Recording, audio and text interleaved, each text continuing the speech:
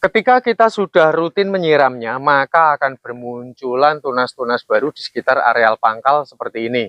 Ini sudah mulai pembuahan ya. Mungkin buat orang yang baru menanam pohon nangka, yang masih berukuran kecil atau mini seperti ini ya, bisa berbuah dengan cepat, itu sangat mudah sekali. Atau mungkin juga pohon nangkanya yang pernah berbuah, terus kemudian sudah lama tidak kunjung buah kembali, itu juga sangat mudah sekali. Nah, saya akan uraikan secara detail ya. Sebetulnya hanya memerlukan kecermatan sedikit, terutama sebelum proses menanam itu kita harus memperhitungkan lahan tanam terlebih dahulu. Jadi pastikan betul-betul lahan tanam ini memiliki tingkat kegemburan yang memadai. Lihat ini, hanya saya tusuk menggunakan bambu aja tuh. Ini juga tujuan dari kegemburan tanah supaya nanti akarnya ini mudah sekali untuk berkembang. Karena kesuburan dari pohon nangka itu, media tanam ini sendirilah yang akan menentukan. Nah, selain dari itu, dengan kegemburan tanah maka dapat menciptakan tanah ini menjadi subur karena dengan kelembapan yang memadai. Jadi kalau nanti dirasa terjadi faktor pengeringan, maka segera harus disiram. Lalu kemudian hal yang berikut, jika ingin menanam pohon nangka, mengingat karena media tanam ini adalah modal utama, maka harus sering melakukan penggemburan kembali. Nah, ini biasanya kan walaupun sudah kita gemburkan seperti ini ya, nanti jarak 1 bulan itu dia sudah memadat lagi. Nah, ketika kita penggemburan ulang, jangan lupa setelah semuanya selesai gembur seperti ini, lalu dapat menaburkan pupuk-pupuk kandang seadanya atau mungkin bekas bakaran sampah dari limbah rumah tangga, itu sangat bagus sekali. Jadi lihat pemirsa ya, ini batangnya ini kecil sekali, ini sudah 4 kali berbuah. Nah, ini buahnya sudah sampai selebat ini. Itu karena saya betul-betul memperhatikan lahan tanam itu sendiri. Dan lalu kemudian dari proses penyiraman, lakukan penyiraman dari pohon nangka ini dengan teknik yang benar. Jadi kalau menyiram pohon itu pada umumnya kan biasanya orang hanya akarnya ya di sekitar areal pangkal. Itu menurut saya salah sesuai dengan risetnya.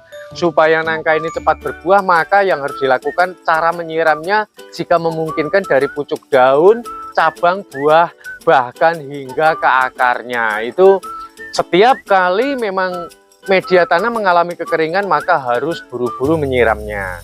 Ketika kita sudah rutin menyiramnya, maka akan bermunculan tunas-tunas baru di sekitar areal pangkal seperti ini. Ini sudah mulai pembuahan ya. Padahal ini kemarin saya botakin pohonnya ini, saya pruning betul-betul sampai gundul, 1 daun pun tidak tersisa. Nah, sebagian orang beranggapan jikalau dipruning sampai botak katanya nggak bisa buah. Siapa bilang ini cepat berbuah ya. Yang penting lakukan penyiraman itu. Jadi jangan meremehkan dari penyiraman.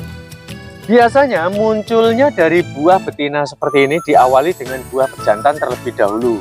Ciri-ciri buah pejantan itu memiliki gagang yang kecil, kemudian memiliki, ini di pembuahannya ini dia ada serbuk sari yang berwarna kekuningan. Nah, itu dapat dipastikan buah pejantan seperti itu nanti akan membusuk dan kemudian jatuh. Lalu kemudian seiring waktu berjalan, dia akan muncul buah betinanya seperti ini dengan ciri-ciri gagang yang besar. Nah, kalau ada buah pejantan yang seperti ini ya, nah, itu biarkan saja. Mungkin jikalau mengalami pembusukan itu sudah lumrah. Nah, jangan galau, pokoknya biarkan saja. Nanti ketika lagi musim angin, ketiup sama angin, dia akan secara alamiah terjadi proses perkawinan antara buah pejantan dan buah betina. Sehingga buah betina yang jenis seperti ini, dia akan bisa tumbuh hingga membesar, bahkan hingga sampai matang. Nah, perkawinannya itu seperti ini ya. Ini buah pejantan yang gabuk, ini dalam arti kata dia nggak ada serbuk sarinya. Dan buah pejantan itu harus dipahami. Jadi ciri-cirinya itu dia memiliki seperti ini, gagangnya sangat kecil sekali. Dan yang tidak memiliki prospek harus tahu ya, jadi tidak ada serbuk sarinya. Nah, kita juga dapat membantunya. Jikalau ada serbuk sari kuningnya di sebelah luaran ini ya, kita dapat menggesek-gesekkannya seperti ini. Itu juga bisa membantu dari proses perkawinan pada buah nangka. Lalu harus terkena paparan sinar matahari yang cukup. Nah, karena dari fotosintesis itu biar memadai. Baik, saya rasa ini sudah saya sampaikan semua dari apa yang sudah saya praktekkan ya. Dan ternyata risetnya buah nangka yang sudah pernah berbuah terus kemudian macet tidak berbuah lagi, maka lakukan sistem penggemburan seperti ini ya. Nah, setelah itu lakukan pemberian pupuk kandang atau mungkin bekas bakaran sampah. Nah, ini secara risetnya bahkan pohon yang tadinya udah saya botakin aja dia sudah mulai berbuah lagi. Ini buahnya yang pertama setelah saya botaki ya. Nah, ini masih belum apa-apa, nanti ini dapat berbuah lebih lebat, saya pastikan itu. Nah, saya rasa ini sudah panjang lebar saya menjelaskan, kita jumpa pada tutorial bermanfaat selanjutnya.